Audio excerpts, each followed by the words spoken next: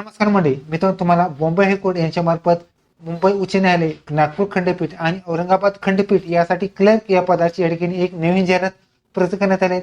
त्यासाठी मित्रांनो तुम्हाला 1332 जागेसाठी तुम्हाला पदभरती असणार आहे. त्यामध्ये सिलेक्शन लिस्ट आणि वेटिंग लिस्ट अशा दोन लिस्ट सुद्धा लागणार आहेत.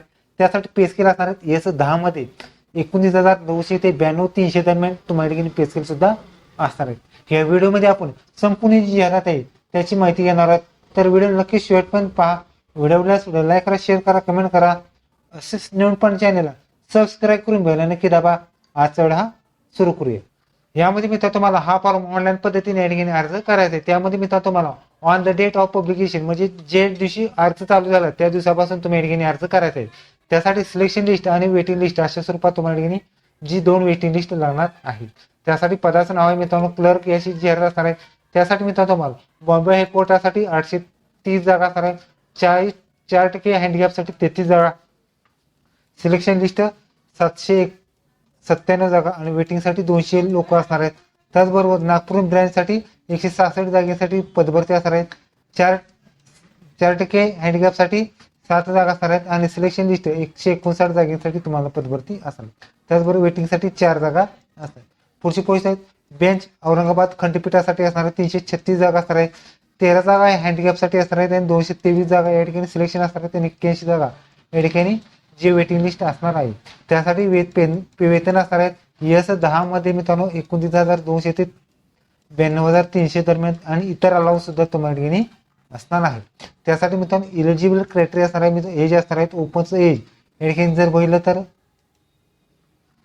18 ते 38 वर्ष असणार आहेत ओपनचं वय. त्याचबरोबर कास्टमध्ये असलं तर 63 वर्षापर्यंत तुम्हाला अप्लाय करायचं आहे आणि गव्हर्नमेंट एम्प्लॉयर असल्याचं वयाची कोणतीही अट त्यांना नसतात. त्यासाठी एज्युकेशन असतं मित्रांनो. एज्युकेशन जर बघितलं तर मान्यताप्राप्त विद्यापीठाची कोणत्याही शाखेची पदवी असणे लागणार आहे. त्याचबरोबर मोस्ट पास्ड इंग्लिश 40 टायपिंग लागणार आहेत आणि मराठीत 30 टायपिंग सुद्धा लागणार आहे. त्यामध्ये मित्रांनो तुम्हाला GCC TBC द्वारे तुमचे टायपिंग सुद्धा लागणार आहे. त्याचबरोबर या ठिकाणी जर बघितलं तर ITI वाले ज्यांचं झालं असतं त्यांचं टायपिंग सुद्धा असतं. ते सुद्धा विद्यार्थी या ठिकाणी अप्लाय करू शकतात. आणि या ठिकाणी कॉम्प्युटर नॉलेजमध्ये INC त्याचबरोबर MSID DCAD किंवा CCC वगैरे जे कॉम्प्युटर नॉलेज कोर्स असतात ते सुद्धा या ठिकाणी सांगू शकतं. त्याचबरोबर या ठिकाणी हा फॉर्म भरण्यासाठी ऑल इंडिया कॅन्डिडेट आणि त्याचबरोबर तुम्ही महाराष्ट्रातून रहिवासी असाल त्या ठिकाणी तुम्ही अप्लाय करू शकता. त्यासाठी मित्रांनो जी परीक्षा पद्धत असणार आहे त्यामध्ये जर बघितलं तर मित्रांनो तुम्हाला पहिल्यांदा स्क्रीनिंग टेस्ट असणार आहेत 90 मार्कांची. यामध्ये पासिंगसाठी 85 मार्क मुळाचे. त्यासाठी रायटिंग एक्झामिनेशन असणार आहेत. Should be objective type multiple choice question असणार आहेत. त्यामध्ये इंग्रजी मराठी 10 गुण, इंग्रजी 20 गुण, GK 10 गुण, जनरल इंटेलिजन्स 20 गुण, अर्थमॅटिक 20 गुण आणि कॉम्प्युटर 10 अशा स्वरूपात तुम्हाला पदभरती असणार. त्यानंतर मित्रांनो जर स्क्रीनिंग मध्ये पास झालं तर टायपिंग टेस्ट असणार आहेत 20 गुणाचे असणार आहेत. त्यामध्ये पास व्हायला 10 मार्क तुम्हाला ठिकाणी द्यायचे आहेत. त्याचबरोबर टायपिंगसाठी किमान काउंट्री वर्ड असणार आहेत.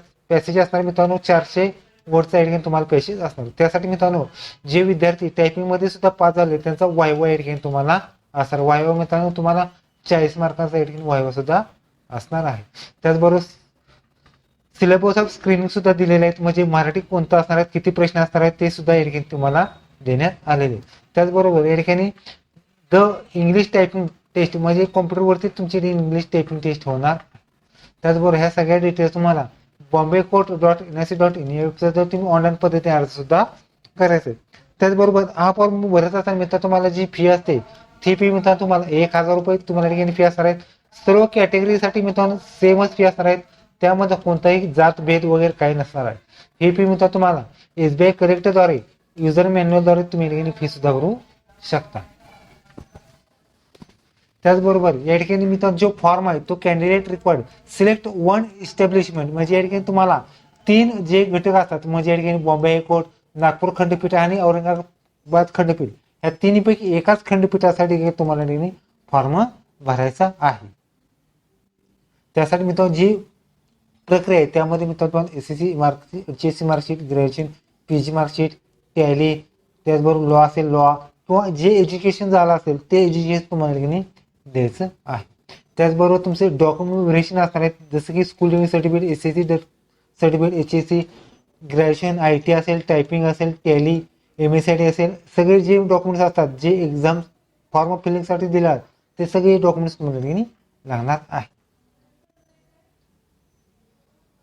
त्याचबरोबर या ठिकाणी जी निवड प्रक्रिया आहे आणि सिलेक्शन आहे अशा दोन स्वरूपात तुमची या ठिकाणी जी सिलेक्शन लिस्ट आणि वेटिंग लिस्ट सुद्धा तुमच्या ठिकाणी जी 2 वर्षासाठी वैध असणार आहे.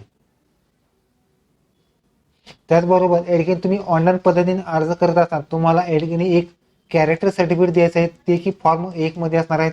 2 रिस्पॉन्सिबिलिटी जे कर्मचारी असतात त्यासाठी असणार त्यामध्ये सर्टिफाईड तुमचं नाव लिहायचं आहे, तुमचा पत्ता लिहायचा आहे, तुम्ही किती वर्षापासून त्या पत्त्यावर राहतात ते लिहायचं आहे, प्लेस दिनांक लिहायचा आहे, जी व्यक्ती तुम्हाला कॅरेक्टर सर्टिफिकेट देणार आहे त्याचं नाव लिहायचं आहे, सिग्नेचर करायचं, ऑक्युपेशन व्यवसाय टाकायचं आहे, ॲड्रेस आणि मोबाईल नंबर अशा 2 कॉपीजमध्ये तुम्हाला ठिकाणी जी या ठिकाणी कॅरेक्टर सर्टिफिकेट द्यायचे. लक्षात घ्या कॅरेक्टर सर्टिफिकेट तुम्ही या ठिकाणी जे असतं ते सरपंच असेल, पोलीस पाटील असेल किंवा तत्सम जे पद असतात त्याचे जे अधिकारी असतात टीचर वगैरे असेल, त्या नगरपालिकेचे कर्मचारी असेल किंवा जी काही गव्हर्नमेंट एम्प्लॉईज वगैरे असतात त्याचं सुद्धा तुम्ही या ठिकाणी जी कॅरेक्टर सर्टिफिकेट या ठिकाणी घेऊ शकता. ओके, तरी अशा पद्धतीने बॉम्बे हायकोर्ट क्लर्क या पदाची या ठिकाणी जाहिरात. व्हिडिओ कसा लाईक करा, शेअर करा, कमेंट करा. धन्यवाद. जय हिंद, जय महाराष्ट्र.